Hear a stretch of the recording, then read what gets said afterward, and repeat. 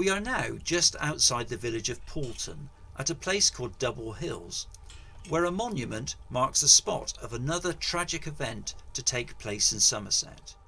On the morning of Sunday the 17th of September 1944, a short Stirling bomber towing a Horsa Glider took off from RAF Keevil in Wiltshire. It was part of the spearhead of the first airborne lift to Arnhem during Operation Market Garden. On board the Horsa were 2 members of the Glider Pilot Regiment and a unit of Royal Engineers. As it approached Paulton, the tail fell off the glider, which caused it to break away from the tow aircraft and crash into the ground, killing all occupants. These were therefore the first casualties of Arnhem. In the early 1970s, the Double Hills Committee was formed with a view to erecting a memorial near the site of the crash.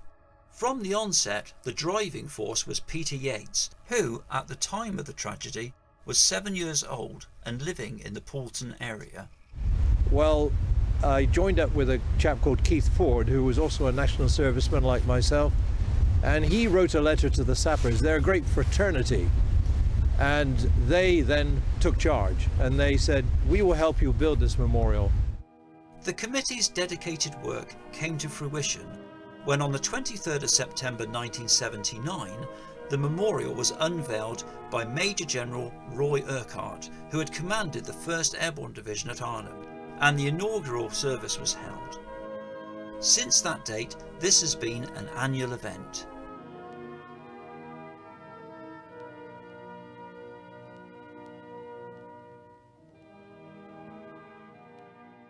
Roy Cleves, another national serviceman, you see how important they are. He was a sapper and a builder. He was also inspired by this memorial, and he wanted to put a statue of this airborne sapper immediately here in Nailsea.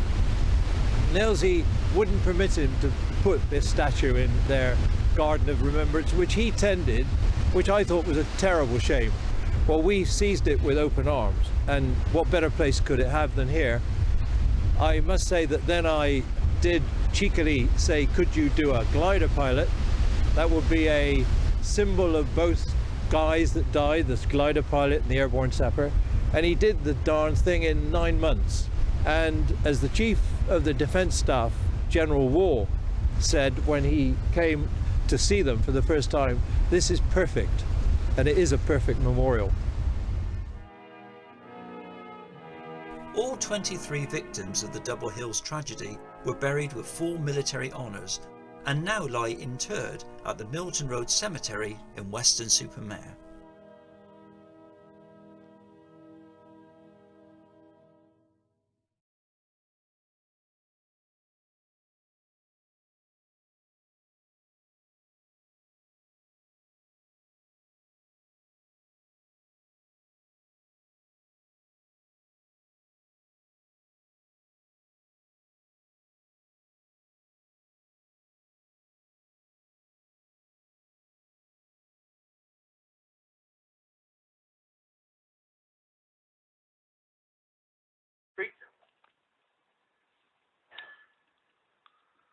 And suddenly, from across those hills, there came a growing thunder. And I was always aeroplane mad. I went out to have a look. The whole of the western horizon was a cloud of aeroplanes coming towards us, very low. And the sky began to thunder with the noise of their engines. The whole armada filled the sky. The whole of Barrington Gurney was out in the street watching.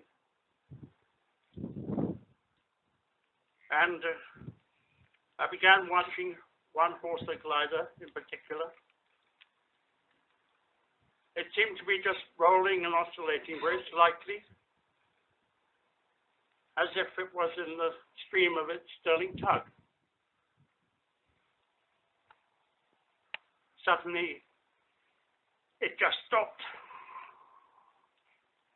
Your forward flight shredded into 100 pieces, streaming down like ribbons through the sky.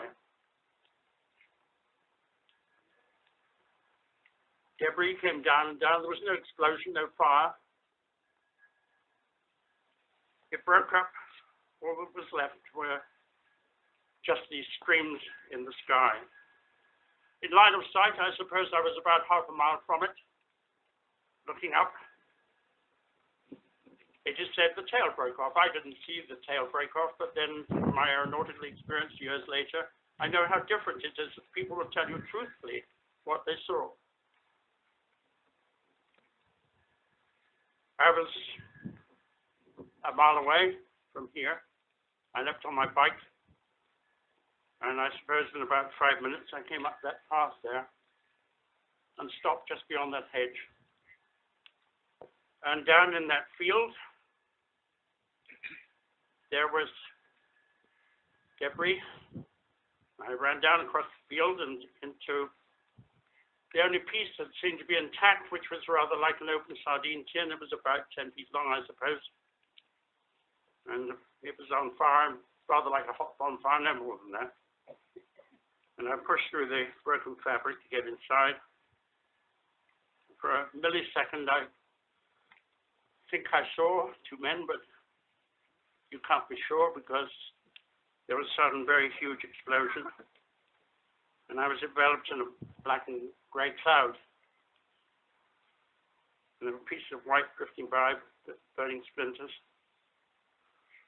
I recorded yet more still second features, which I do not wish to talk about.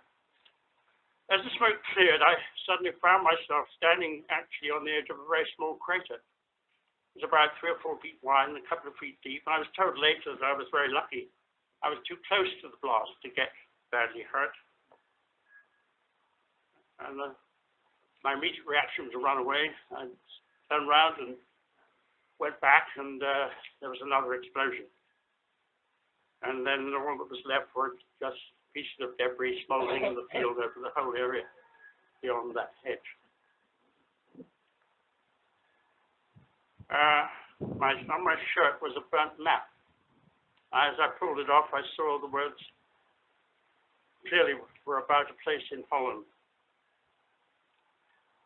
My ears were rather roaring and screaming with the explosion, I suppose. Other people arrived.